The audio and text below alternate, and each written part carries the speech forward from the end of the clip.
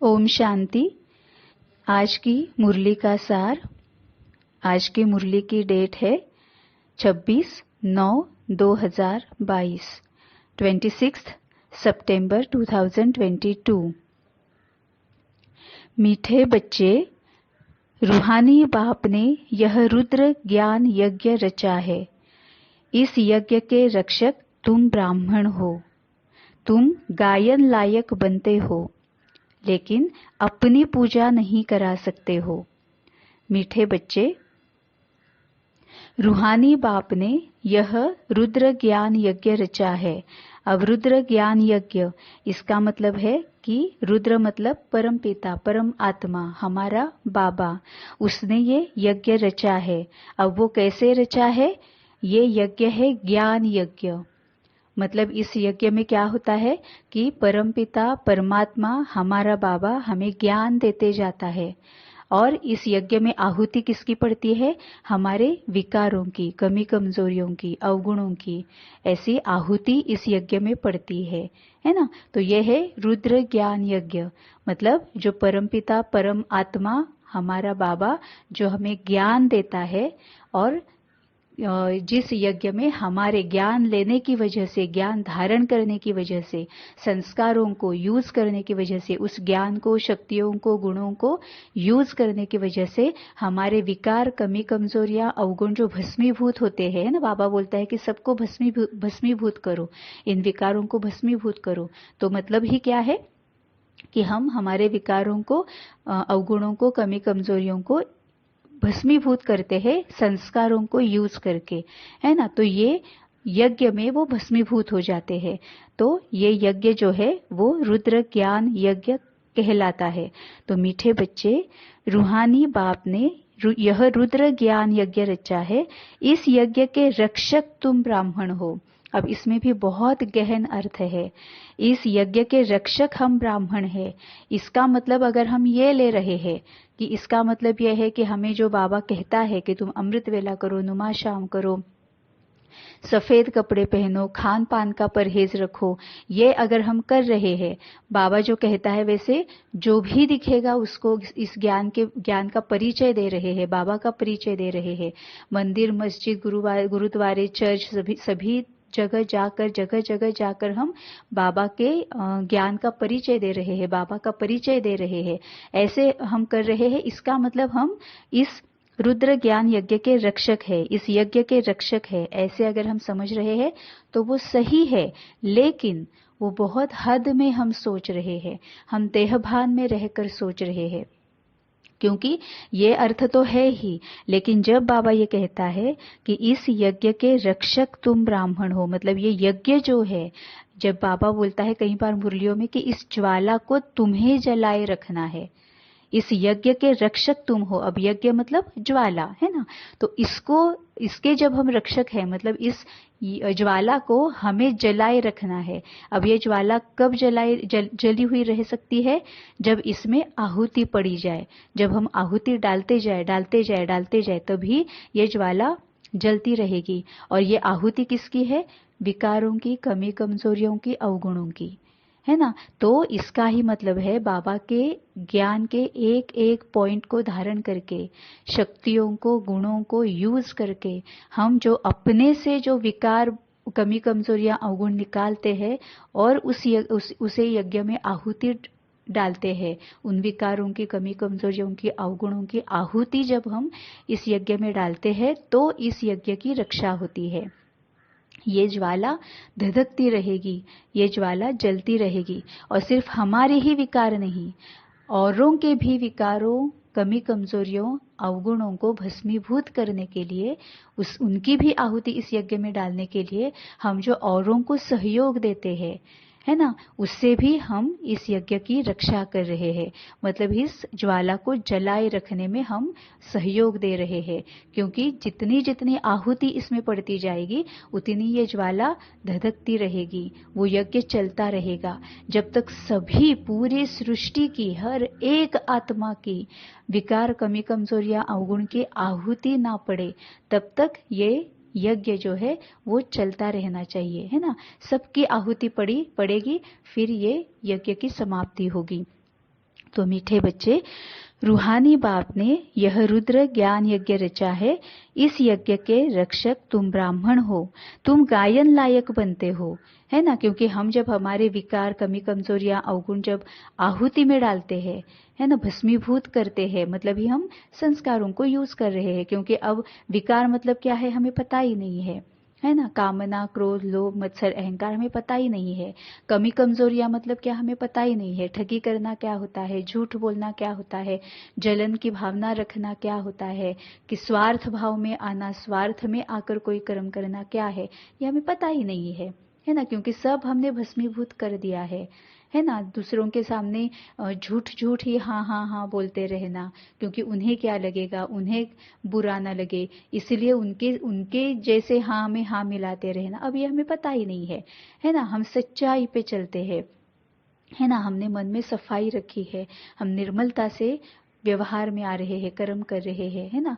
इसका ही मतलब हम गायन लायक बन रहे हैं, है ना। तो इस यज्ञ में जब हम ये हमारी आहुति डालेंगे और दूसरों की आहुति डालने के लिए उनको सहयोग देंगे, तभी इस यज्ञ की रक्षा भी होगी और हम गायन लायक बनेंगे। लेकिन अपनी पूजा नहीं करा सकते हो, अभी हम अपनी पूजा नहीं करा सकते। क्यों? क्योंकि अभी कलयुग चल रहा है। यहाँ पर अभी पूजा का मतलब क्या लिया जाता है, शरीर की स्थूल में पूजा करना, यही लिया जाता है।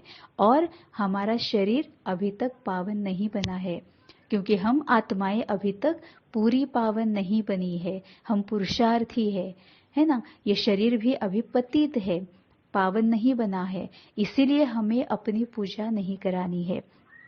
तो मीठे बच्चे, रूहानी बाप ने यह रुद्र ज्ञान यज्ञ रचा है। इस यज्ञ के रक्षक तुम ब्राह्मण हो, तुम गायन लायक बनते हो, लेकिन अपनी पूजा नहीं करा सकते हो। प्रश्न है, तुम बच्चों में जब ज्ञान की पराकाष्ठा हो जाएगी तो उस समय की स्थिति क्या होगी? तुम बच्चों में जब ज्ञान की पराकाष्ठा हो जाएगी तो उस समय की स्थिति क्या होगी? उत्तर है, उस समय तुम्हारी स्थिति अचल अडोल होगी। किसी भी प्रकार के माया के तूफान हिला नहीं सकेंगे। तुम्हारी कर्मातीत अवस्था हो जाएगी। अभी तक ज्ञान की पूरी पराकाष्ठा न होने के कारण माया के तूफान, स्वप्न आदि आते हैं। यह युद्ध का मैदान है। नई नई आशाएं प्रकट हो जाएंगी, परंतु तुम्हें इनसे डरना नहीं है। बाप से श्रीमत ले आगे बढ़ते रहना है। अभी कुछ दिनों पहले की मुरली में, पिछले हफ्ते की एक मुरली में बाबा ने ये बताया था प्रश्न उत्तर में कि जिन्हें ज्ञान की पराकाष्ठा नहीं है ना, उनकी क्या निशानियां हैं, इसके बारे में बाबा ने प्रश्न और उत्तर में बताया था। आज बाबा ने जिनमें ज्ञान की पराकाष्ठा हो जाएगी तब क्या निशानियां होंगी, और जिन ज्ञान की पराकाष्ठा ना होने की वजह से उनकी निशानियां क्या है, ये दोनों उत्तर बाबा ने बताए हैं। कि जब ज्ञान की पराकाष्ठा हो जाएगी तब तुम्हारी स्थिति अचल अडोल होगी, है ना। क्योंकि ज्ञान की पराकाष्ठा है। अब ज्ञान की पराकाष्ठा मतलब ज्ञान की लास्ट बूंद तक हमने धारण किया है, हमने हजम किया है। हजम करना मतलब संस्कार में लाना, वो हमारा नेचुरल नेचर बन जाएगा। तो जब ज्ञान की पराकाष्ठा मतलब जब ज्ञान हमारा नेचुरल नेचर बन जाएगा, चाल चलन सूरत सीरत से बस हम ज्ञान ही दिखाएंगे, बाबा को ही प्रत्यक्ष करेंगे, तो ज्ञान की पराकाष्ठा होगी, तब तुम्हारी स्थिति अचल अडल हो जाएगी। क्योंकि पूरी क्लैरिटी आ जाएगी ना कि हलचल में आना ही क्यों है, नथिंग न्यू। जो हो रहा है कल्याणकारी है, जो हो रहा है एक्यूरेट हो रहा है, जो कुछ भी हो रहा है उसको संस्कारों को यूज करके पास करते जाना है ना। तो सब कुछ कल्याणकारी है। इस तरह से ज्ञान की क्लैरिटी होने की वजह से हम अचल अडोल रहेंगे, हलचल में नहीं आएंगे। तो जब ज्ञान की पराकाष्ठा होगी उस समय तुम्हारी स्थिति अचल अडोल होगी। किसी भी प्रकार के माया के तूफान हिला नहीं सकेंगे। तुम्हारी कर्मातीत अवस्था हो जाएगी। अब कर्मातीत अवस्था क्यों होगी? क्योंकि संस्कारों को ही हम यूज कर रहे हैं, हम हलचल में नहीं आ रहे हैं, मतलब ही हम कमी कमजोरी अवगुण और विकारों को यूज नहीं कर रहे हैं। हम विकारों को, कमी कमजोरियों को, अवगुणों को यूज करते हैं, झूठ बोलते हैं या फिर क्रोध करते हैं, अहंकार दिखाते हैं, जलन की भावना रखते हैं, है ना। तभी हम हलचल में आ ही जाएंगे। हम हलचल में आ ही जाएंगे, है ना, क्योंकि ये विकार है, उससे विकर्म हो रहा है, उसके वश में जो भी कर्म करेंगे विकर्म होगा, तो उसके बाद उसके परिणाम क्या आएंगे? दुख, दर्द, हलचल, अशांति, भय, चिंता, यही हमारे सामने आने वाला है ना। तो कर्मातीत अवस्था क्यों होगी? क्योंकि ज्ञान की क्लैरिटी होने की वजह से हम किसी भी विकार को, कमी कमजोरियों को, अवगुणों को यूज नहीं कर रहे हैं, उल्टा संस्कारों को, ज्ञान शक्तियों को और गुणों को यूज करके हम हर एक घटना, परिस्थिति, आत्मा को पास करते आगे चले जा रहे हैं। तो बिना कोई ज्यादा के कार्मिक अकाउंट्स क्रिएट किए बगैर हम पहले के कार्मिक अकाउंट्स सेटल कर रहे हैं, तभी हमारी कर्मातीत अवस्था होगी, है ना। तो तुम्हारी कर्मातीत अवस्था हो जाएगी। अभी तक ज्ञान की पूरी पराकाष्ठा न होने के कारण माया के तूफान, स्वप्न आदि आते हैं। जैसे पिछले हफ्ते की मुरली में बाबा ने बताया था प्रश्न उत्तर में कि पराकाष्ठा, ज्ञान की पराकाष्ठा न होने की निशानियां क्या है? कि हम हलचल में आ जाते हैं, माया के तूफान हमको सताते हैं, माया के तूफान सामने आते हैं तो हम उनके प्रभाव में आ जाते हैं। यहां तक कि स्वप्न में भी हम हलचल में आएंगे तो भी इसका मतलब है ज्ञान की क्लैरिटी नहीं है। पराकाष्ठा मतलब ज्ञान का हमारा नेचुरल नेचर नहीं बना हुआ है ना। तो यह युद्ध का मैदान है, नई नई आशाएं प्रकट हो जाएगी, है ना, क्योंकि हर तरफ से अभी इतने सारे डिस्ट्रैक्शंस है, जिस वजह से हमें हमारे सामने नए नए माया के रूप आते रहेंगे, है ना। तो ये युद्ध का मैदान है, क्योंकि हमें विकारों के वश नहीं होना है, हमें संस्कारों को ही यूज करना है। तो यह युद्ध का मैदान है, नई नई आशाएं प्रकट हो जाएंगी, परंतु तुम्हें इनसे डरना नहीं है, क्योंकि डर भी कमजोरी है। और डर हमें कब लगेगा? जब हम बाबा से डिस्कनेक्ट होंगे। जो भी कुछ सामने आएगा, हर क्षण, हर समय, हर संकल्प, हर कदम बाबा से पूछ कर ही उठाना है, बाबा से पूछ कर ही जो कुछ भी करना है वो करना है। तो फिर डरेंगे नहीं, क्योंकि कमी कमजोरी है ना डर, बाबा के साथ है तो किसी भी कमी कमजोरियों को हम यूज ही नहीं करेंगे, वश में ही नहीं होंगे, उनके प्रभाव में आएंगे ही नहीं। तो तुम्हें इनसे डरना नहीं है, बाप से श्रीमत ले आगे बढ़ते रहना है। सिर्फ अमृत वेला किया, नुमा शाम किया, सफेद कपड़े पहने, खान पान का परहेज किया, ये श्रीमत नहीं है, ये श्रीमत को धारण करने के रास्ते हैं। श्रीमत मतलब क्या है? हमारी सभी वैल्यूज, सभी वर्चूज, 16 कलाएं, है ना, ये हमारी श्रीमत है। बाबा ने ये श्रीमत दी है कि झूठ नहीं बोलना है, सच्चाई पर ही चलना है, ठगी नहीं करना है, चाहे कुछ भी हो। बाबा तुम्हें कभी भी दाल रोटी के लिए कम नहीं करेगा अगर तुम बाबा के श्रीमत को फॉलो कर रहे हो। तो झूठ नहीं बोलना है, स्वार्थ भाव नहीं रखना है, बिल्कुल स्वार्थ भाव नहीं रखना है ना। ये मतलब निस्वार्थ भाव से, निर्मल भाव से, सच्चाई से, सफाई से, निर्मलता से हमें चलना है ना। ये जो पूरी तरह से पवित्रता, मनसा वाचा कर्मणा, इसको फॉलो करना है कि किसी के भी प्रति कोई भी आत्मा सामने आए, कितनी भी विकारी प्रतीत हो, हमें किसी भी विकार के प्रभाव में नहीं आना है, हमें संस्कारों को ही यूज करना है। ये श्रीमत है, और इसको धारण करने की, श्रीमत को धारण करने के लिए रास्ते जो है वो बाबा ने बताए हुए कि अमृत वेला उठकर बाबा की याद में रहो, बैठो नहीं, याद में रहो, बाबा के साथ मनन चिंतन करो, स्वदर्शन चक्र घुमाओ, अपने अपने कमी कमजोरियां, विकार, अवगुण फाइंड आउट करो, उसके बारे में बाबा के साथ बात करो। तो बाबा बताएगा कि इस पर विजय प्राप्त करने की, मतलब ये जो बाबा ने ऊपर कहा ना कि इस ज्ञान यज्ञ के तुम रक्षक हो, तो हमें आहुति डालते रहनी चाहिए हमारे विकारों की, कमी कमजोरियों की। तो वो कैसे डालनी है, उस पर विजय कैसे प्राप्त करना है, इसके बारे में बाबा के साथ चर्चा करो अमृत वेले में उठकर।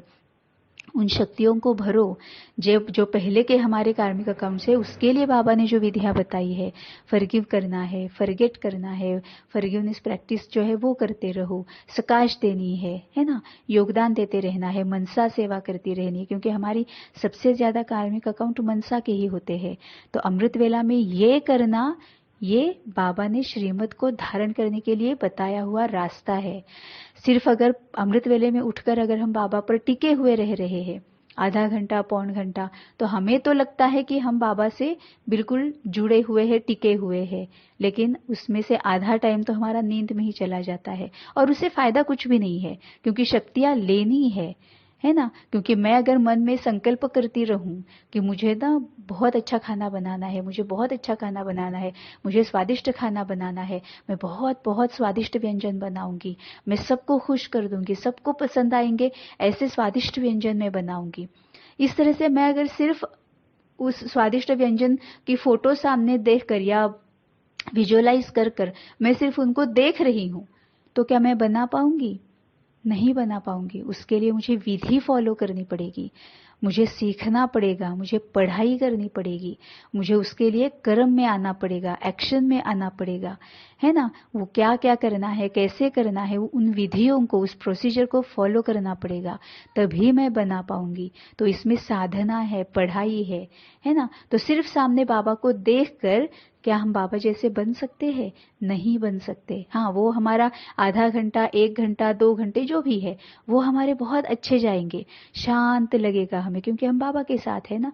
लेकिन फिर से जब हम इस स्थूल दुनिया में कर्म में आएंगे, क्या तब हम बाप समान रहेंगे? बाप समान हम कर्म में आ सकेंगे? नहीं आ सकेंगे, है ना। इसीलिए अमृत वेले में योग में बैठना नहीं है, योग में रहना है, स्वदर्शन चक्र घुमाना है, उसके ऊपर मनन चिंतन करना है, मंथन करना है, बाबा के साथ रूह रिहान करनी है, उसके अनुसार शक्तियां अपने में भर लेनी है ना। खान पान का परहेज भी स्थूल में तो करना ही है, ताकि हमारे मन पर हमारा कंट्रोल आए, हमारे कर्मेंद्रियों पर हमारा कंट्रोल आए, है ना। एक डिसिप्लिन रहे हमें, इसीलिए करना ही है। लेकिन आत्मा के खान पान पर भी पहले ध्यान देना है कि मैं किन किन के विकारों को मैं ग्रहण कर रही हूं, है ना। क्योंकि वही आत्मा का भोजन है, मन बुद्धि का वही भोजन है। क्या देख रही हूँ, क्या पढ़ रही हूँ, क्या सुन रही हूँ, क्या बोल रही हूँ, यही मन बुद्धि का मतलब आत्मा का भोजन है ना। तो उस पर हमें ध्यान देना है। तो ये जो बाबा ने जो श्रीमत धारण करने के लिए जो रास्ते बनाए हुए हैं, उन रास्तों पर चलना है, उन रास्तों को देखते नहीं रहना है, ना ही उस पर बैठ जाना है, उन रास्तों पर हमें चलना है। इसीलिए बाप से श्रीमत ले आगे बढ़ते रहना है। धारणा के लिए मुख्य सार है, पहली पॉइंट है, मुरली रोज जरूर पढ़नी है, माया के तूफानों से डरना नहीं है, किसी भी प्रकार के धोखे से बचने के लिए श्रीमत लेते रहना है। एक एक सेंटेंस में बहुत अर्थ है, एक एक सेंटेंस में बाबा ये हमें बता रहा है कि धारण कैसे करना है, एक्शन में कैसे आना है, हमारा नेचुरल नेचर किस प्रकार का बनाना है, ये बाबा हमें समझा रहा है। मुरली रोज जरूर पढ़नी है। अब जब हम पढ़ते हैं तो हमें पता है ना, लौकिक में हम जरूरी नहीं अपने ही बच्चों को बताएं, किसी भी बच्चे को जब हम लौकिक में बताते हैं किसी भी बच्चे को पढ़ाई के लिए, तो हम क्या एक्सपेक्ट करते हैं तुम उनसे, है ना। हम क्या उन्हें बताते हैं, हम उन्हें क्या सिखाते हैं कि पढ़ाई करो।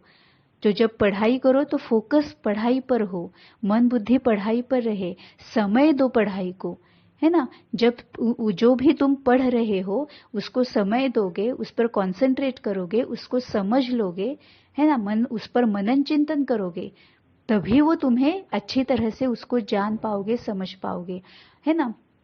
तो बाबा भी हमें यही बताता है कि मुरली रोज पढ़नी है, मतलब समय देना है, एनर्जी देनी है, मन बुद्धि उस तरफ लगानी है, एक एक ज्ञान के पॉइंट को समझ लेना है। बाबा जैसे कहता है ना कि लास्ट बूंद तक निचोड़ कर पी लो, है ना। इस थाली में जो भी तुम्हें परोसा जाता है उसके लास्ट बूंद तक निचोड़ कर पी लो, है ना। तो हम जो स्थूल में वैसे हम करते हैं कि थाली धोकर हम पी लेते हैं, वैसे ही मुरली का करना है।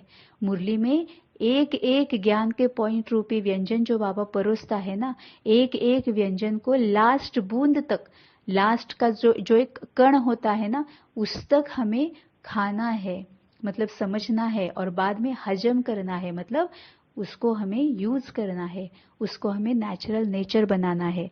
तो मुरली रोज जरूर पढ़नी है, माया के तूफानों से डरना नहीं है।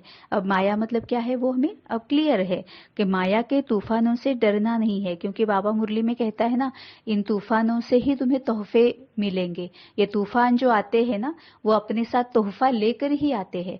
अगर हम डर गए तो वो तोहफे तक हम पहुंच ही नहीं पाएंगे, है ना। लेकिन अगर हम डरेंगे नहीं, बाबा के साथ रहेंगे, तो हम डरेंगे नहीं, क्योंकि बाबा के साथ होते हैं तो ना कोई विकार, ना कमी कमजोरी, ना अवगुण। तो डर मतलब कमजोरी है।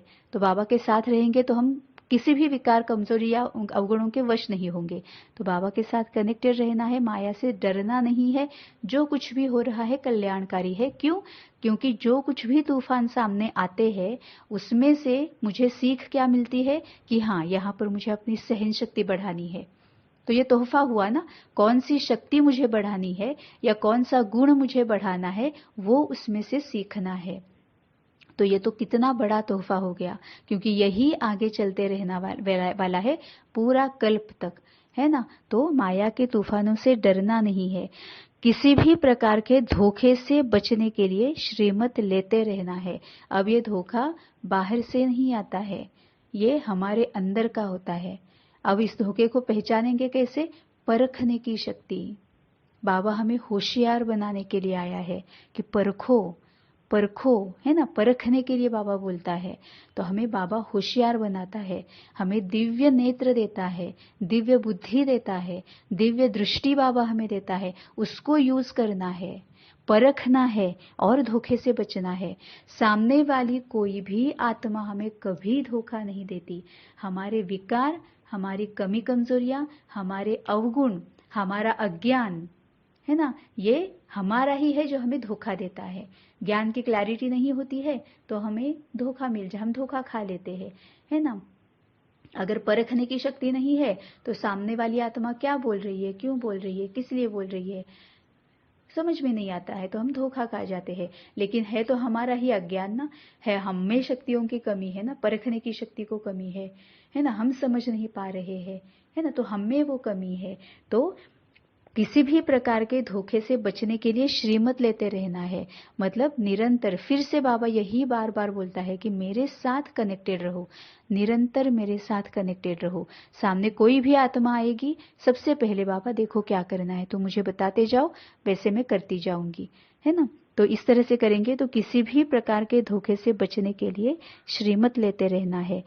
दूसरी पॉइंट है, पढ़ाई और योग दोनों इकट्ठा है, इसीलिए पढ़ाने वाले बाप को याद करना है। निश्चय बुद्धि बनना और बनाना है। बाप का ही परिचय सबको देना है। पढ़ाई और योग दोनों इकट्ठा है, इसीलिए पढ़ाने वाले बाप को याद करना है, क्योंकि पढ़ा रहा है बाबा, है ना। बाबा का ज्ञान है, बाबा हमें ज्ञान दे रहा है, बाबा हमें पढ़ा रहा है। तो जब भी हम मुरली भी सुने ना, तो क्या करना है कि जैसे सामने बाबा सामने से हमें सामने बिठाकर पढ़ा रहा है, ये सही रीति से पढ़ाई है ना। क्योंकि जब अगर हम ऐसे पढ़ रहे हैं जैसे बस कुछ तो पढ़ रहे हैं, ऐसे अगर हम करेंगे तो ठीक तरह से समझ में नहीं आएगा, क्योंकि हम योग में नहीं होंगे। योग में रहकर पढ़ाई करेंगे, मतलब सामने बाबा है, वो मुझे पढ़ा रहा है और बाबा का ज्ञान है, बाबा दे रहा है। तो जो कुछ भी मुझे इसमें से समझ में नहीं आएगा वो पूछना किससे है? जिसका ज्ञान है उसको पूछना है। तो सबसे पहले कौन याद आना चाहिए? बाबा, क्योंकि ज्ञान बाबा का है, बाबा दे रहा है। तो अगर कोई भी पॉइंट समझ में नहीं आता है तो सबसे पहले पूछना है बाबा को, मतलब ही योग, बाबा के साथ योग में रहना है। तो पढ़ाई और योग दोनों इकट्ठा है, इसीलिए पढ़ाने वाले बाप को याद करना है। अगर मुरली की कोई पॉइंट समझ में नहीं आती है और अगर हमें कोई देहधारी याद आ रहे हैं, कोई भाई कोई बहन याद आ रहे हैं, क्या हम बाबा के साथ योग में है? बिल्कुल नहीं है। हम पूरी तरह से देहभान में है, तभी हमें देहधारी याद आते हैं, है ना। सबसे पहले बाबा को पूछना है। फिर अगर बाबा जो बोल रहा है वो अगर ठीक से समझ में नहीं आता है, क्योंकि हम पुरुषार्थी है, हमारी शायद अपनी इतनी अभी कैपेसिटी नहीं है, कभी कभी हम ही इसमें ये हो जाते हैं, फेल हो जाते हैं, कम पढ़ते हैं बाबा की जो बाबा बता रहे हैं वो रिसीव करने में, है ना। लेकिन तब भी बाबा इतना प्यारा है, इतना मीठा है कि अगर हमें समझ में नहीं आ रहा है ना, तो बाबा ही हमें बताता है कि किस भाई के पास या किस बहन के पास जाना है, तब उनके पास जाना है। तो पढ़ाई और योग दोनों इकट्ठा है, इसीलिए पढ़ाने वाले बाप को याद करना है। निश्चय बुद्धि बनना और बनाना है। सबसे पहले तो निश्चय होना चाहिए बाबा पर कि बाबा ही ये मुझे क्लियर करा सकता है। फिर हम पर, खुद पर भी उतना ही निश्चय होना चाहिए कि नहीं, मैं बाबा से ही सीखूंगी, मुझे समझ में आएगा। बाबा तुम बताओ, मुझे समझ में आएगा, क्योंकि सुनना है ना, बाबा से सुनेंगे तभी हमें समझ में आ जाएगा। बाबा तो इमीडिएटली बताता है ना, लेकिन जब हम सुनते हैं तभी हमारी समझ में आता है। तो निश्चय बुद्धि बनना और बनाना है। बाप का ही परिचय सबको देना है। सबसे पहले बाबा का ही परिचय देना है, क्योंकि ये बाबा ही हमें निमित्त बनाकर सब तरफ ये बाबा पहुंचाएगा, है ना। तो बाप का ही परिचय सबको देना है। वरदान है, अकाल तख्त पर बैठकर कर्मेंद्रियों से सदा श्रेष्ठ कर्म कराने वाले कर्मयोगी भव। अकाल तख्त पर बैठकर कर्मेंद्रियों से सदा श्रेष्ठ कर्म कराने वाले कर्मयोगी भव। कर्मयोगी वह है जो अकाल तख्त नशीन अर्थात स्वराज्य अधिकारी और बाप के वर्षे के राज्य भाग्य अधिकारी है। जो सदा अकाल तख्त पर बैठकर कर्म करते हैं उनके कर्म श्रेष्ठ होते हैं, क्योंकि सभी कर्मेंद्रियां लॉ और ऑर्डर पर रहती है। अगर कोई तख्त पर ठीक न हो तो लॉ और ऑर्डर चल नहीं सकता। तो तख्त नशीन आत्मा सदा यथार्थ कर्म और यथार्थ कर्म का प्रत्यक्ष फल खाने वाली होती है। उसे खुशी भी मिलती है तो शक्ति भी मिलती है। अकाल तख्त पर बैठकर कर्मेंद्रियों से सदा श्रेष्ठ कर्म कराने वाले कर्मयोगी भव। अब इसमें सबसे पहले तो ये समझ लेना है कि अकाल तख्त मतलब क्या है। अकाल तख्त, अकाल मूरत मतलब जिसको काल खाता नहीं है। अब बाबा ये आत्मा के लिए कहता है ना, बाबा आत्मा के लिए भी कहता है। तो बाबा जब कहता है कि तुम्हारी आत्मा मरी पड़ी है, तुम्हारी आत्मा मरी हुई है, एक तरफ तो बाबा कहता है कि आत्मा को कोई भी मार नहीं सकता। हमें भी पता है आत्मा मर नहीं सकती, है ना, तो आत्मा को कोई मार नहीं सकता। और फिर बाबा कहता है कि तुम्हारी आत्मा मरी पड़ी है। अब इसके बीच का अंतर क्या है। जैसे बाबा बोलता है कि तुम्हारी आत्मा काली बन पड़ी है, तुम काले बन चुके हो, तुम्हारी आत्मा मर चुकी है, आत्मा मरी पड़ी है, इसका ही मतलब है कि हम पूरी तरह से पतित और विकारी बने हुए हैं। मतलब ही हम मरे हुए हैं। हम तिल तिल मरते हैं ना रोज।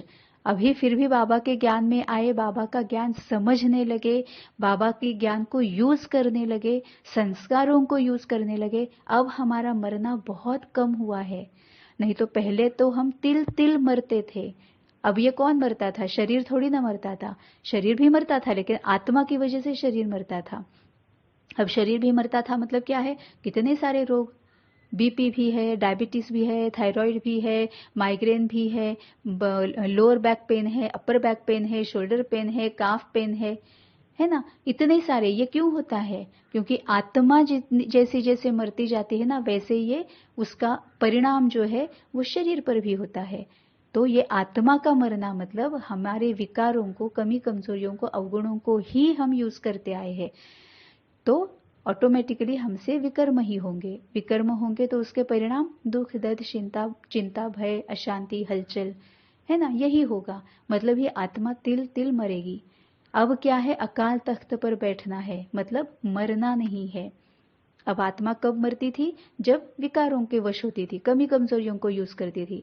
झूठ बोलना, ठगी करना, स्वार्थ भाव रखना, जलन की भाव रखना, बहुत ज्यादा क्रोध करना, अहंकार दिखाना, जो भी है उसका अहंकार दिखाना, है ना, किसी के पास है मेरे पास नहीं है, ईर्ष्या भाव रखना, है ना, ये होता था।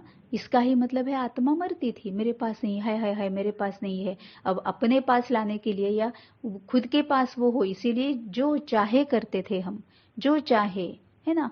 हम सोचते भी नहीं थे कि हम गलत कर रहे हैं या सही कर रहे हैं। हमें ऐसे लगता था नहीं नहीं नहीं उसके पास है, वो तो कुछ भी नहीं करते हैं, आराम से बैठे रहते, फिर भी उनको सब कुछ मिल जाता है। फिर हमें क्यों नहीं, हम तो इतना कष्ट करते हैं, फिर हमें क्यों नहीं, फिर तो मुझे चाहिए ही चाहिए, है ना। या फिर दूसरी तरफ से भी हम सोचते थे कि वो तो कुछ भी करके कमाते हैं, वो तो सोचते भी नहीं है कि वो क्या कर रहे हैं, इतना गलत कर्म कर्म करते हैं, कमाते हैं, फिर भी आराम से रहते हैं, फिर हम क्यों छोड़े, हमें भी तो वैसे ही करना है ना। तो दोनों तरफ से हम क्या कर रहे थे, विकारों को ही यूज कर रहे थे। मतलब ही हमारे सामने परिणामों को किन परिणामों को लाते थे, दुख, दर्द, भय, चिंता, अशांति, परेशानी, तकलीफ। मतलब ही आत्मा फिर मरेगी ही ना। मतलब ही आत्मा अकाल तख्त पर नहीं है, क्योंकि आत्मा को काल जो है वो खा ही रहा था ना, काल खा ही रहा था, तभी आत्मा मर रही थी। अब अकाल तख्त पर बैठना है, मतलब आत्मा पूरी तरह से जिंदा है, जगी हुई है, अवेयर है ना, मर नहीं रही है, हमेशा सुख शांति में है। अब आत्मा जिंदा कब रहेगी, अवेयर कब रहेगी, सुख शांति में कब रहेगी? सबसे इंपॉर्टेंट बात, सबसे बेस है उसका, इंपॉर्टेंट बेस, बाबा के साथ जुड़ी रहेगी, है ना। तभी संस्कारों को यूज करेगी और फिर मरेगी नहीं, क्योंकि श्रेष्ठ कर्म ही होंगे, समर्थ कर्म ही होंगे। शक्तियों को, ज्ञान को, गुणों को ही हम यूज करेंगे तो श्रेष्ठ कर्म ही होंगे, संस्कारों को यूज करेंगे तो श्रेष्ठ कर्म होंगे, उसका परिणाम सुख शांति ही मिलेगी। तो आत्मा का मरना बंद हो गया, मतलब हम अकाल तख्त नशीन बन गए। तो कर्मयोगी वह है जो अकाल तख्त नशीन अर्थात स्वराज्य अधिकारी और बाप के वर्षे के राज्य भाग्य अधिकारी है। क्योंकि कर्म योगी है ना, जो भी कर्म कर रहे हैं बाबा को पूछ कर रहे हैं। कर्म योगी हर कर्म करते हुए बाबा के साथ कनेक्टेड, योग में। बाबा योग मतलब क्या है, बाबा के साथ बात करते रहना, बाबा के ज्ञान को यूज करना, संस्कारों को, शक्तियों को, गुणों को यूज करना, है ना। तो कर्म, और कर्म कौन सा, स्थूल कर्म नहीं, संकल्प। सबसे कर्म तो सही रीति में कर्म का अर्थ तो संकल्प है, हमारा हर एक एक संकल्प हमारा कर्म है। क्योंकि पहले संकल्प हम क्रिएट करते हैं, उसके बाद वो वाचा से या कर्मणा से आता है ना। तो सबसे कर्म, सही रीति से कर्म मतलब क्या है, हमारा संकल्प। कर्म योगी मतलब एक एक संकल्प हम बाबा के साथ कनेक्टेड रहकर ही क्रिएट कर रहे हैं। तो कर्म योगी वह है जो अकाल तख्त नशीन अर्थात स्वराज्य अधिकारी, बाबा से जुड़े रहकर, अगर हम एक एक संकल्प भी बाबा से जुड़े रहकर कर रहे हैं तो फिर तो हम स्वराज्य अधिकारी ही हुए ना। क्योंकि सभी ज्ञानेंद्रियों पर, सभी कर्मेंद्रियों पर, मन बुद्धि पर कंट्रोल है हमारा, क्योंकि हम बाबा के साथ जुड़े हुए हैं। तो स्वराज्य अधिकारी है और बाप के वर्षे के राज्य भाग्य अधिकारी है। क्योंकि बाप का वर्षा, ज्ञान और शक्ति, बाबा यही वर्षा देता है ना, ज्ञान और शक्ति। पहले ज्ञान देता है, क्लैरिटी देता है, तुम कौन हो, मैं कौन हूं, ये सृष्टि कैसे चलती है, ड्रामा क्या है, सुख दुख क्यों आते हैं सामने, इस पूरा ज्ञान बाबा देता है। और फिर ये भी ज्ञान देता है कि अब तुम्हें शक्तियों को किस तरह से अपने में भर लेना है और अपने को संस्कारी बनाना है, अपने को सतयुगी बनाना है ना। ये शक्तियां कैसे लेना है वो ज्ञान बाबा देता है। और फिर हम बाबा से शक्तियां भी लेते हैं, शक्तियां बाबा से ही ले सकते हैं, कोई भी शक्ति हो तो बाबा क्या देता है, वर्षे में ज्ञान और शक्तियां। तो ये बाप के वर्षे के राज्य भाग्य अधिकारी बन जाएंगे। मतलब बाबा जो वर्षा देने के लिए आए हैं, उस वजह से हम सभी गुणों से, सभी शक्तियों से संपन्न होंगे, समृद्ध होंगे। तो पहले स्वराज्य अधिकारी बनेंगे और फिर राज्य भाग्य प्राप्त होगा ही, क्योंकि हर एक के स्वभाव संस्कार के साथ अपना स्वभाव संस्कार मिलाकर हम चल रहे हैं। अगर वो पूरी तरह से विकारी पतित भी है तो भी हम उन्हें योगदान दे रहे हैं, सकाश दे रहे हैं, है ना, मनसा सेवा कर रहे हैं, है ना। तो पूरा उन्हें भी अपने विकारों से परे होने के लिए हम उनका भी सहयोग दे रहे हैं। मतलब सबके साथ हम खुशी ना, हंसी खुशी से रह रहे हैं। तो राज्य भाग्य अधिकारी बन रहे हैं। जो सदा अकाल तख्त पर बैठकर कर्म करते हैं उनके कर्म श्रेष्ठ होते हैं, क्योंकि सभी कर्मेंद्रियां लॉ और ऑर्डर पर रहती है। अब कर्मेंद्रियां लॉ और ऑर्डर पर रहती है, इसका मतलब क्या है कि सभी कर्मेंद्रियां एक तो मन बुद्धि के कंट्रोल में है, आत्मा के कंट्रोल में है ना। ऐसे नहीं है कि जो भी आंखें देख रही है बस आत्मा देखती जा रही है, जो भी कान सुना रहे हैं बस आत्मा सुनती जा रही है, नहीं। अब मुझे पता है, मुझ आत्मा को अब पता है कि मुझे क्या देखना है, मुझे क्या सुनना है, मुझे क्या पढ़ना है, मुझे क्या बोलना है, कब बोलना है, किस तरह से बोलना है, ये अब मुझे पता है ना। इसका ही मतलब मैं लॉ और ऑर्डर पर चल रही हूं। अगर कोई तख्त पर ठीक न हो तो लॉ और ऑर्डर चल नहीं सकता। तो तख्त नशीन आत्मा सदा यथार्थ कर्म और यथार्थ कर्म का प्रत्यक्ष फल खाने वाली होती है। अब ये प्रत्यक्ष फल क्या मिलेगा हमें? इमीडिएटली मिल जाता है ना। हम अगर यथार्थ कर्म करते हैं, है ना, मतलब ही संस्कारों को यूज करते हैं, तो अपने आप पता चलता है कि हाय मेरी सहन शक्ति कितनी बढ़ गई, वो मेरी परखने की शक्ति देखो कितनी बढ़ गई। बाबा के ज्ञान को समझने से पहले तो जो कुछ भी जो बोलता था मैं उसके प्रभाव में आ जाती थी। कोई अहंकारी आत्मा सामने आती थी तो उसके प्रभाव में आकर मैं गुस्से में आ जाती थी, क्रोध में आ जाती थी, है ना। कोई अगर मीठा मीठा बोल रहा है तो उसके प्रभाव में आ जाती थी और फिर फंस जाती थी, है ना। लेकिन अब बाबा के पास आने के बाद, बाबा के ज्ञान को समझने के बाद, बाबा से शक्तियां लेने के बाद अब मैं परख सकती हूँ, मैं होशियार हो गई हूँ, है ना। ये प्रत्यक्ष फल मिल गया ना। मेरी सहन शक्ति बढ़ गई है, मेरी परखने की शक्ति बढ़ रही है, मेरी निर्णय शक्ति बढ़ रही है, समाने की, सहयोग देने की, स्वीकार करने की, ये सभी शक्तियां बढ़ रही है। सच्चाई कितना प्रत्यक्ष फल मतलब कितना बड़ा है कि मैं अब मुझ में इतनी हिम्मत आ गई है कि कोई भी सामने आए मैं सच्चाई पर ही चलती हूँ। फिर उसको कैसे लगता है, उसको किस तरह से मुझे खुश रखना है, ये झूठी खुशी कैसे देनी, ये मैं नहीं सोचती हूँ, क्योंकि मैं बाबा के साथ कनेक्टेड हूँ। मैं सबसे पहले ये सोचती हूँ कि मेरा बाबा क्या चाहता है मुझसे, है ना। मेरे बाबा को क्या अच्छा लगेगा, मुझे मेरा बाबा क्या सिखाता है ना। ये सबसे पहले मैं सोचती हूँ। तो ये सबसे बड़ी हिम्मत आ जाती है सच्चाई पे चलने की। मतलब ही प्रत्यक्ष फल मिल गया ना। तो तख्त नशीन आत्मा सदा यथार्थ कर्म और यथार्थ कर्म का प्रत्यक्ष फल खाने वाली होती है। उसे खुशी भी मिलती है तो शक्ति भी मिलती है ना। खुशी भी मिलती है तो शक्ति भी मिलती है।